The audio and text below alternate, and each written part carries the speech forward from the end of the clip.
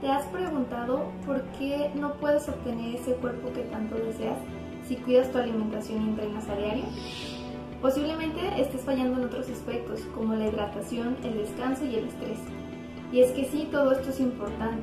Para comprenderlo, vamos a adentrarnos un poquito más a lo que es el cuerpo humano. La célula es la unidad más pequeña de todo ser vivo. Está hecha por una membrana plasmática formada principalmente de fosfolípidos y su principal función es delimitar el medio extra e intracelular. Dentro de esta membrana encontramos lo que es el citoplasma, en el que se encuentran diferentes organelos, cada uno de ellos con una función específica. Dentro también del citosol encontramos el núcleo. Este núcleo contiene nuestra información genética, que sería el ADN. Dentro de él también hay un nucleolo, que es el encargado de sintetizar ribosomas. Estos ribosomas salen y se sitúan en el retículo endoplásmico rugoso, o algunos de ellos quedan en el citoplasma. También encontramos los lisosomas. Los lisosomas se van a encargar de eliminar partes de la célula que han sido deterioradas o que están dañadas. Encontramos la mitocondria, que va a ser la planta de energía de nuestra célula, y el aparato de Golgi, entre otros organelos. Te preguntarás cómo obtenemos energía. La energía la vamos a obtener a través de los alimentos que van a pasar a nuestra célula por medio de rutas metabólicas. Las rutas metabólicas son las siguientes. La glucólisis es el primer paso de la degradación de la glucosa para extraer energía para el metabolismo celular.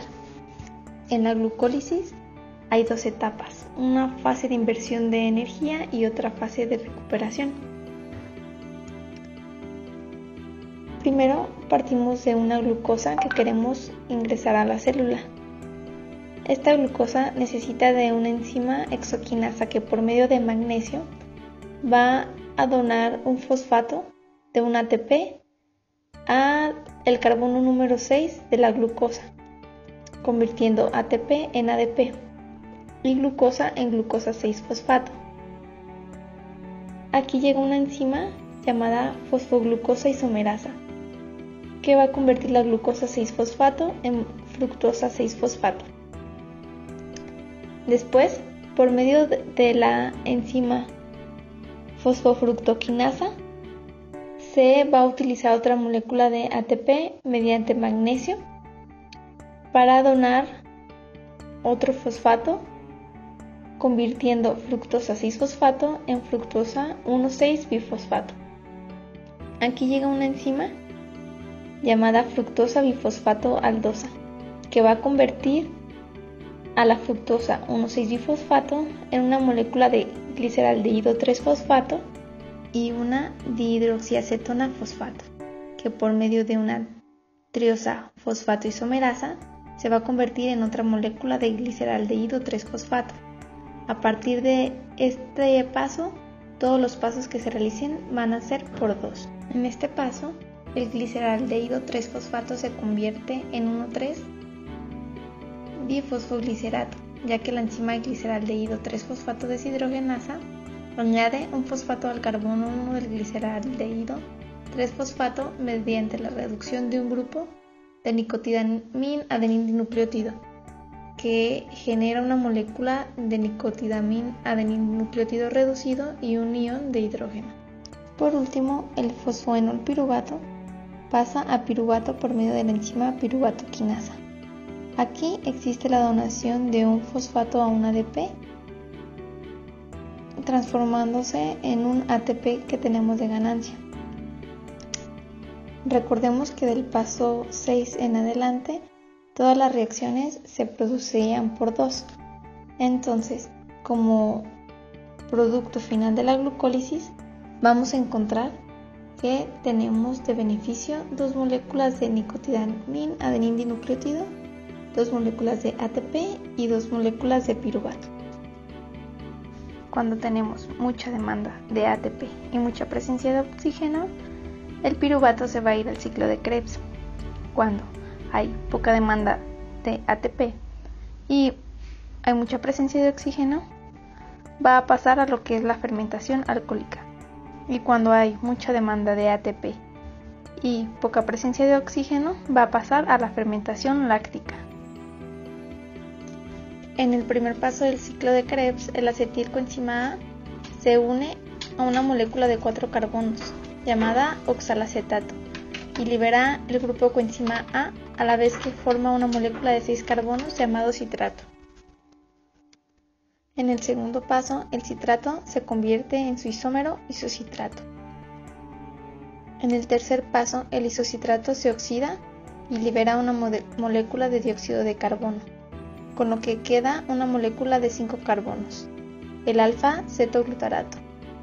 Durante este paso, el nicotinamida-adenín dinucleótido se reduce a nicotinamida-adenín dinucleótido reducido. La enzima que cataliza este paso es la isocitrato deshidrogenasa, que es un importante regulador de este ciclo. En el cuarto paso, el alfa-cetoglutarato se oxida, lo que reduce a nicotinamida-adenín dinucleótido, y en el proceso se libera una molécula de dióxido de carbono. La molécula de 4 carbonos resultante se une a la coenzima A y forma el inestable compuesto succinilcoenzima A. La enzima que cataliza este paso es el alfa-cetoglutarato deshidrogenasa.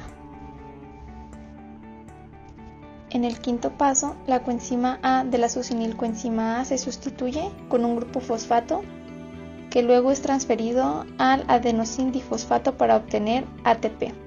En las células se utiliza guanidín difosfato en lugar de ADP, con lo que se obtiene guanidín trifosfato como producto. La molécula de 4 carbonos producida en este paso se llama succinato. En el sexto paso se oxida el succinato y se forma otra molécula de 4 carbonos llamada fumarato.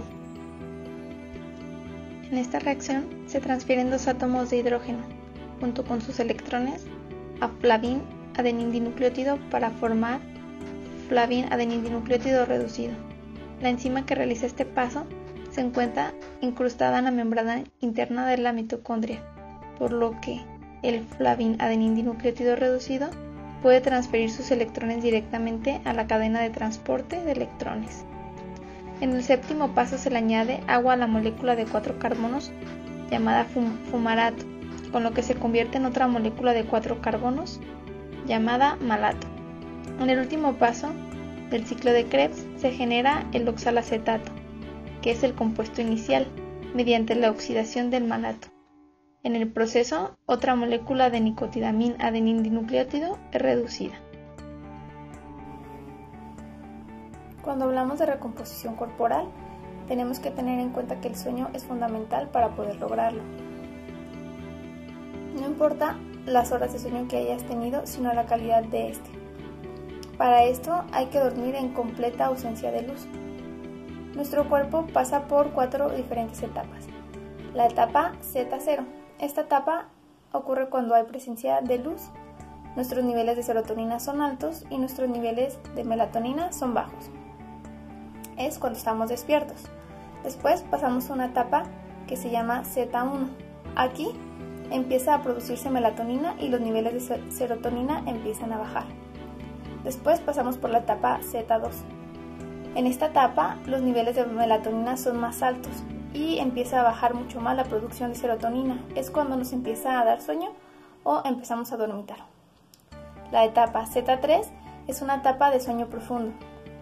Esta etapa también la conocemos como REM. Aquí ya no hay producción de serotonina y los niveles de melatonina están en su máxima expresión. Cabe mencionar que no siempre vamos a dormir en etapa Z3. La etapa Z3 no es lineal y siempre estamos pasando de Z2, Z3, Z2, Z3. Pero hay personas que nunca llegan a Z3. Por eso es importante que estemos conscientes de que para que ocurra la producción de melatonina no tiene que haber luz. ¿Sabes todo lo que tiene que pasar para que tu cuerpo pueda tener una contracción muscular? Para que haya una contracción muscular necesitamos de un potencial de acción. Este potencial de acción va a despolarizar nuestra neurona motora, abriendo los canales de calcio, y cuando el calcio ingrese va a liberar las vesículas de acetilcolina. Una vez liberadas las vesículas de acetilcolina en la hendidura sináptica, se van a unir a sus receptores. La encargada de transportar la acetilcolina va a ser la quinasa. Una vez utilizada, va a regresar y ser reutilizada mediante la dineína. Esto va a provocar que se abran los canales del retículo sarcoplasmático que contenían calcio en su interior. Este calcio se va a unir a la troponina C. ¿Para qué? Para que la troponina T se mueva y las cabezas de actina y miosina se contraigan. Vamos a hablar de la clasificación de las hormonas por su liberación y comunicación. Cuando son autocrinas, quiere decir que la célula se estimula a ella misma. Paracrina, cuando esta estimula a las células de la misma región. Neurotransmisional es cuando una neurona se comunica con otra. Neuroendocrina es cuando una glándula se comunica con una neurona, y endocrina es cuando hay una comunicación de glándula a glándula. En nuestra glándula suprarrenal vamos a producir hormonas en dos diferentes sitios, en la corteza y en la médula. En la corteza se van a producir andrógenos, aldosterona y cortisol. En la médula vamos a producir las catecolaminas, que son adrenalina y noradrenalina. Existe un arco reflejo positivo y un arco reflejo negativo. El negativo sucede cuando la producción de hormonas es tan alta que hace que nuestras mismas hormonas se bloqueen y no se produzcan. El arco reflejo positivo es cuando hay una sobreproducción de hormonas y estas no pueden dejar de producirse. Por su estructura química, las hormonas son clasificadas en proteínas, polipeptídicas y peptídicas, generadas en la adenohipófisis, neurohipófisis, páncreas y paratiroides. En esteroides, que son generadas en la corteza suprarrenal, ovarios, testículos y placenta, y derivados de la tirosina, que son tiroides y médula suprarrenal. En el hipotálamo son secretadas la hormona liberadora de la tirotropina, de la prolactina, la somatotropina y la somatostatina. También es liberada la hormona liberadora de la gonadotropina. En la adenohipófisis es liberada la hormona del crecimiento, la hormona estimulante de la tiroides, la hormona adenocorticotropa y la hormona folículo estimulante y luteinizante. En la neurohipófisis es liberada la hormona antidiurética y la oxitocina. En la tiroides encontramos la calcitonina y en el páncreas la insulina, el glucagón, el riñón va a liberar renina y eritropoyetina, mientras que en el estómago se libera gastrina y en el intestino delgado secretina y colecistocinina. Y para finalizar, es importante recordar que hay que tener una periodización alimentaria, en el que vamos a tener un diagnóstico a través de una valoración antropométrica, bioquímica, clínica, dietética y psicológica de nuestro paciente, que vamos a llevar a cabo mediante test. Debemos revisar la disponibilidad que tiene a corto, mediano y largo plazo y crear un programa de atención o de acción que no solo incluya un plan nutrimental, sino que además incluya una metodología del entrenamiento, un plan emocional y un plan de coach. Entonces, recordemos que para poder lograr nuestros objetivos hay que tener niveles adecuados de sodio, potasio, magnesio, calcio, estar bien hidratados, descansar bien y tener todas las vitaminas del complejo B para que todas estas funciones se puedan realizar en nuestro organismo. Mi nombre es Claudia Lozano y me dio mucho gusto compartir esta información contigo.